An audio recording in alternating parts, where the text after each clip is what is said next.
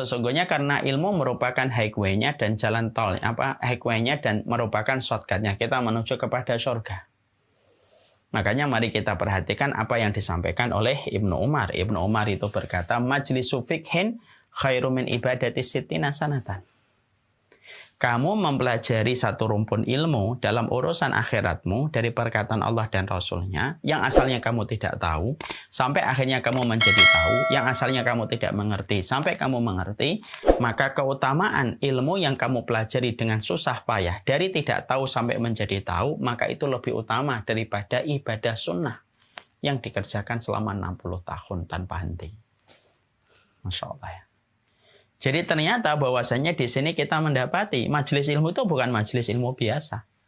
Taklim yang kita selenggarakan nih sore ini dari berbagai macam negara, mungkin di mata manusia tampaknya biasa, tampaknya sederhana dan tidak ada yang mempesona. Tidak sebagaimana tampilan ketika ada konser, sampai membayar jutaan kita rela membayar. Mungkin tidak semewah itu. Tapi sesungguhnya ketika kita kemudian tidak semewah konser-konser yang diadakan ketika melihat satu tontonan tentang musik. Walaupun tidak semewah itu, tetapi majelis ilmu itu merupakan sesuatu yang besar di sisi Allah. Dan itu merupakan jalan pintasnya seorang manusia menuju kepada surganya Allah. Makanya sampai Allah itu memberikan garansi siapapun yang duduk pada majelis ilmu, maka Allah akan memberikan ketenangan. Allah akan menjadikan para malaikat mengepakkan sayapnya kepada mereka yang sedang mencari ilmu. Dan Allah jadikan binatang-binatang yang ada di dataran, baik di permukaan bumi ataupun di lubang-lubangnya, dan binatang yang ada di dasar lautan, mereka semuanya memintakan ampunan kepada mereka yang mencari ilmu. Karena ini kemuliaan. Karena Allah ingin diibadahi dengan ilmu. Allah tidak ingin diibadahi dengan kebodohan. Allah tidak ingin diibadahi dengan prasangka. Makanya ketika Allah ingin diibadahi dengan ilmu, Allah muliakan ilmu. Dan Allah jadikan siapapun yang menuntut kemuliaan itu, maka dia akan mendapatkan kemuliaan. Akan dijadikan perbuatan dia ketika mencari ilmu merupakan satu pahala yang besar yang tidak mampu. Yang kemudian menjadi salah satu shortcut yang manusia menuju kepada surga. Kita bayangkan Ibu.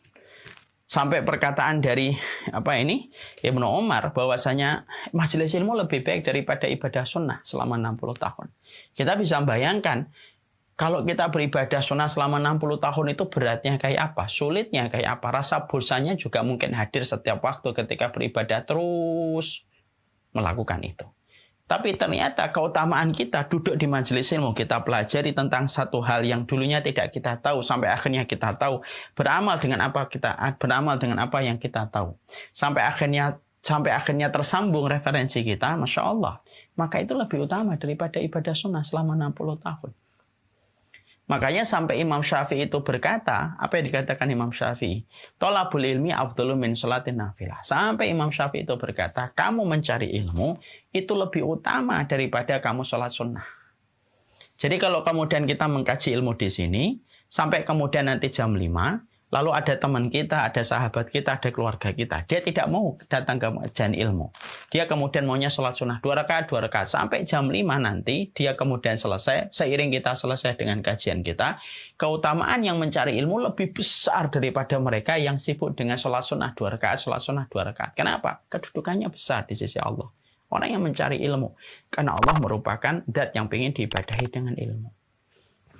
Ya.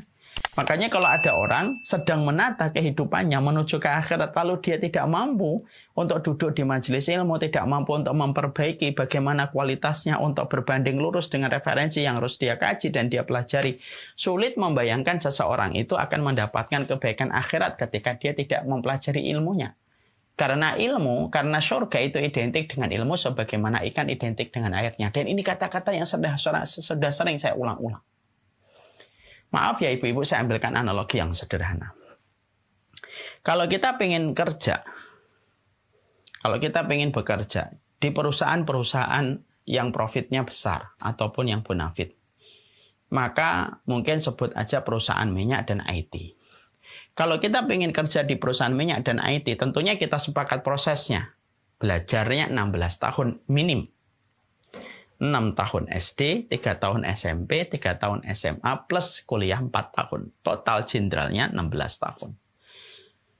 Itu pun hari ini masih terasa kurang, karena banyak perusahaan yang meminta para pelamarnya itu S2. Berarti kalau S2 ditambah lagi 2 tahun minimnya 18 tahun. Kalau hanya kerja di sebuah perusahaan minyak ataupun perusahaan kantor IT, ternyata kita harus memiliki standar minim untuk kerja di tempat itu. Sekolahnya 16 tahun supaya bisa kerja. Duduk di belakang meja, lalu kemudian kita mendapatkan gaji dari 1 sampai 100 juta. Sekolahnya 16 tahun, bahkan 18 tahun hanya kerja di tempat itu. Maka apalagi surga? Apakah kita menganggap bahwasanya kualitas surga lebih buruk daripada kantor pekerjaan suami kita? Sampai kita tidak menghadirkan ilmu pada kehidupan kita ketika mendapatkan surga, ketika ingin mendapatkan surga? Berarti kita lagi berada pada fata morgana pikiran kita. Makanya kemudian di sinilah kita paham, inilah ilmu. Makanya tadi saya menyampaikan ilmu itu saya tidak setuju kalau dikatakan siraman rohani. Kenapa tidak setuju, Ustaz? Siraman rohani itu seakan-akan maknanya itu apa? Seakan-akan maknanya itu ya kita datangi ketika kita lagi gelisah. Kalau nggak gelisah ya nggak usah kita belajar. Padahal belajar itu bukan masalah gelisah dan tidak gelisah. Kita belajar tentang referensi dalam kehidupan agama kita. Karena kehidupan akhirat itu tidak akan bisa ditempuh perjalanannya kecuali dengan kita mengkaji ilmu. Sebagaimana yang diajarkan Allah dan Rasulnya. Karena Allah itu zat yang pengen diibadahi dengan ilmu. Allah itu pengen diibadahi dengan setiap apa yang Allah ajarkan, tidak sebagaimana prasangka kita dan tidak sebagaimana menurut kita. Nah inilah yang menjadikan akhirnya kita paham, inilah yang menjadikan kita akhirnya ngerti, inilah ilmu. Makanya kalau ada orang ingin mendapatkan surga lalu dia bermalas-malasan, melambatkan dirinya, memberatkan jiwanya untuk tidak pernah hadir di majelis ilmu, sulit membayangkan orang yang tidak pernah hadir di majelis ilmu lalu membayangkan berada di taman surga, itu sulit. Kenapa?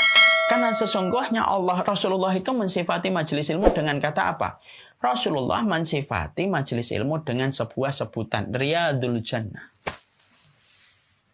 Ya, makanya Nabi sampai berkata, "Idza marartum biriyadil jannah fartau fiha." Kalau kalian melewati taman surga, maka duduklah sejenak. Kenapa Rasulullah itu mensifati kata majelis ilmu, keterangan tempat majelis ilmu dengan taman surga? Karena memang surga itu tidak akan didapatkan sampai orang itu duduk di majelis ilmu. Sampai kemudian dia ketika perempuan mengalahkan perasaannya, kalau dia laki-laki mengalahkan logikanya, kalau dia pintar mengalahkan rasionalitasnya untuk mengikuti apa yang Allah mau, bukan apa yang kita mau. Dan kita tidak akan pernah mengerti apa yang Allah mau kalau kita tidak pernah menghadirkan diri kita dan pikiran kita pada majelis ilmu. Dan ini merupakan salah satu perkara untuk membebaskan kita dari blind spot kehidupan kita itu ya dengan cara ilmu. Bukankah setiap orang itu memiliki blind spot, ibu-ibu, dan memiliki titik lemah yang tidak bisa dilihat oleh mata dan pikiran dia sendiri. Saya ambilkan contoh. Cristiano Ronaldo atau Mike Tyson lah kalau ibu-ibu cerita ini kan Cristiano Ronaldo mungkin tidak kenal ya. Kalau Mike Tyson mungkin kenal ya karena seumuran ya. Kalau kemudian kita lihat Mike Tyson itu kan Masya Allah. Mike Tyson itu dinobatkan leher besi. Leher beton ya, bukan besi.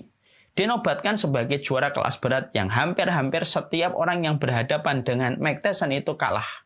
KO dan TKO. Tapi yang menarik adalah seorang Mike Tyson itu ternyata masih membutuhkan pelatih yang membuat dia itu gemilang di dalam karirnya. Yaitu pelatih yang bernama De Amato. Saya dulu penasaran De Amato ini kayak apa. Orangnya ternyata tua, renta. Ya, anduk itu ada di pundaknya. Tapi orang ini paling berjasa yang menghantarkan Mike Tyson menjadi juara kelas berat. Juara dunia.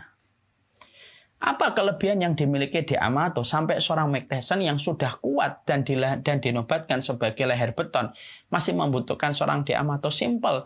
Karena De Amato mampu membaca titik lemahnya Mike Tyson dan mampu membaca blind spotnya Mike Tyson yang tidak mampu dilihat oleh Mike Tyson ketika dia bertanding dan bertarung di atas ring. Yang mampu membaca blind spotnya seorang Mike Tyson itu ya pelatihnya bernama De Amato. Sama dengan kehidupan kita. Kehidupan kita itu memiliki banyak blind spot, Ibu. Kita ini memiliki banyak titik lemah yang tidak bisa kita baca dengan mata kita dan pikiran kita sendiri. Itulah fungsinya ilmu. Fungsinya ilmu itu membebaskan kita dari blind spot pada kehidupan kita. Supaya kita tidak terperosok kepada kerusakan, Allah memberikan kepada kita ilmu. Allah utus kepada kita seorang Rasul yang disifati dengan bekal ilmu. Supaya kita terbebaskan dari seluruh titik lemah dan blind spotnya kita selaku manusia. Makanya ibu baru sekarang paham. Mengapa ilmu itu disifati oleh Allah dengan kata nurun. Nurun itu cahaya. Karena memang sifatnya ilmu itu memberikan penerangan, pelita bagi setiap blind spot yang manusia di dalam kehidupan. Yang mana kalau mereka tidak ngikutin ilmu, blind spot itu tidak akan pernah dilihat oleh dia dan pikirannya. Dan hanya bisa dilihat oleh Allah yang menciptakannya. Nah itulah yang menjadikan kita akhirnya ngaji. Makanya orang kalau ngaji itu adalah orang yang paham tentang jalan pintasnya kita ke surga. Jadi kalau ada orang yang ketika diajak ngaji, ayo ngaji, sibuk saya. Loh, emang kamu kira orang yang ngaji itu pengangguran gitu? Orang yang ngaji itu bukan pengangguran. Orang yang ngaji adalah orang yang paham prioritas hidupnya ketika dia bertransaksi di hadapan Allah. Karena dia tahu bahwasanya Allah memuliakan ilmu. Dan Allah jadikan setiap orang yang mencari ilmu akan kemudian dilipat gandakan dengan kelipatan yang besar. Bahkan ketika kita mempelajari satu kajian, sampai kita akhirnya paham itu lebih utama daripada ibadah sunnah selama 60 tahun. Nah, itulah yang menjadikan kita ngaji. Makanya setan paling tidak suka kalau ada orang yang berilmu. Matinya satu orang yang berilmu lebih disenangi oleh setan daripada matinya 100 orang ibadah, yang ahli ibadah. Kenapa? Karena matinya satu orang yang berilmu menjadikan setan bisa bernafas lega. Kalau kita ngerti ilmunya. Ya? Makanya kemudian yang kita harus lihat adalah evaluasi apa yang harus kita lakukan, Ustadz. Ya kita lihat seberapa sering kita menuntut ilmu. Apa saja yang sudah kita bebaskan blind spot kita dalam kehidupan dengan ilmu yang kita pelajari. Makanya belajar terhadap kehidupan akhirat itu tidak lagi menjadi permata sekunder, Bu, harus menjadi perkara primer. Nah, anak-anak kita juga sama, Ibu. Kalau Ibu ingin mendapatkan kebahagiaan untuk anaknya dengan kebahagiaan ketaatan, kita harus pahamkan dia urusan akhiratnya. Kan anak-anak kita tuh sekarang ya belajar ilmu dunia seakan-akan mereka hidup di dunia itu selama-lamanya. Karena terlalu banyak mata pelajaran tentang ilmu dunia yang mereka pelajari. Tapi kalau mereka mempelajari ilmu akhirat itu, seakan-akan mereka itu hidup di akhiratnya sebentar. Ketika mereka memberikan porsi cuma 1 jam dalam 1 pekan. Padahal kita akhirnya paham ini ilmu loh. Kalau kamu pengen masuk ke kantor IT, kamu pengen masuk ke kantor mehnya, mungkin Pertamina, BP, kemudian yang lainnya gitu. Ternyata kamu harus sekolah 16 tahun hanya untuk mendapatkan kerjaan di belakang meja. Lalu gajinya digit antara 1 sampai 100 juta. Loh apalagi ketika kita berhadapan dengan akhirat dan kehidupan surganya Allah. Apakah kita mengira surganya Allah itu lebih rendah kualitasnya daripada tempat pekerjaan kita di IT dan minyak sampai tidak membutuhkan ilmu? Itulah yang tadi saya katakan. Berarti kita berada pada fata morgana pikiran kita dan tertipu dengan pandangan kita sendiri. Ya. Makanya menuntut ilmu itu penting, Ibu. Ibu, Bapak tahu kan? Ibu-ibu mesti mengetahui. Di salah satu universitas besar, biasanya ada namanya Fakultas Teknik Mesin. Yang menarik adalah mempelajari mesin saja. Mahasiswa yang belajar itu harus 4 tahun, Bu. Terstruktur, terorganisir, terevaluasi setiap semesternya. Harus memberikan paper, harus memberikan tugas, semuanya yang dinilai setiap SKS-nya. Setiap mata kuliahnya hanya untuk mempelajari mesin mati. Dan kita maklum, anaknya sekolah di mana, Bu? Universitas ini. Fakultas apa? Teknik mesin. Berapa tahun? 4 tahun. Lo belajar teknik mesin yang sifatnya mati saja 4 tahun. Lalu kita menganggap bahwasanya urusan akhirat yang Allah tidak pernah bermain-main dengan akhirat, yaitu surga dan neraka. Kemudian kita tidak mempelajari gitu.